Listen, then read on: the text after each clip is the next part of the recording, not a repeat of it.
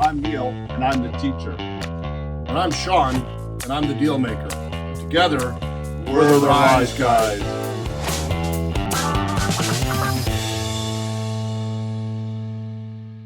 A shuttered mall, empty for years, weeds in the parking lot, then an investor pays millions for it. Crazy? Not even close. Today, I will show you why dead malls and empty land are some of the hottest deals in real estate. Let's dive in. Let me paint you a scene. There is a mall that everyone in town wrote off. The anchor stores are gone, the corridors are empty, and it has been bleeding foot traffic for years. On paper, it looks like a total write-off. Then a developer comes along and pays millions of dollars for it, and everyone thinks they have lost their mind. But they have not. Here is the secret. That investor is not buying the building. They are buying the land underneath it and the location and zoning that come with it. To the right buyer, a dead mall is not a failure. It is a blank canvas sitting on valuable, well-located ground. Today, I'm going to show you how that canvas gets turned into something new and why this is one of the most exciting corners of commercial real estate. To understand the dead mall, you have to understand the force that killed it. Online shopping is rewiring the entire map of real estate. Retail is feeling the squeeze. Digital shopping habits have reduced the demand for large store footprints. So those big anchor spaces are harder to fill, and steady foot traffic is harder to win. But here's the flip side, and it is a big one. All of that online buying has to go somewhere. So while retail shrinks, industrial takes off. Growth in the industrial sector is driven by online commerce, by logistics, by supply chain management, and by data centers, plus specialized uses like indoor manufacturing. Think about it. Every order you place online lands in a warehouse, moves through a logistics hub, and passes through a building someone owns. And the demand did not disappear. It just moved from the storefront to the warehouse. So how do you actually revive a dead mall? This is called gray field redevelopment, taking an obsolete or dead retail site and repurposing it into something the market actually wants. This is where patient, smart money goes hunting, but it is not automatic, and this is exactly the kind of thing your exam will test. Before anyone breaks ground, a developer has to evaluate 4 things carefully. First, the market conditions. Is there real demand for whatever comes next? Second, the remaining anchor tenant lease obligations, because those old leases can tie your hands for years.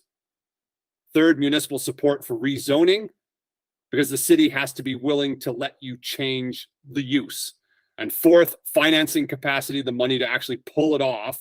Miss any one of those and the deal falls apart. Get all 4 right, and that write-off becomes a real opportunity. Now let us zoom out to raw vacant land, because the same discipline applies. Activating a piece of vacant land follows a 5-step process, and you want to know it cold. Step 1, create a strategic plan, a clear vision for what the site will become. Step 2, land assembly, buying up the adjacent parcels so you control enough ground to do something meaningful. Step 3, rezoning, getting the municipality to approve the new use you have planned.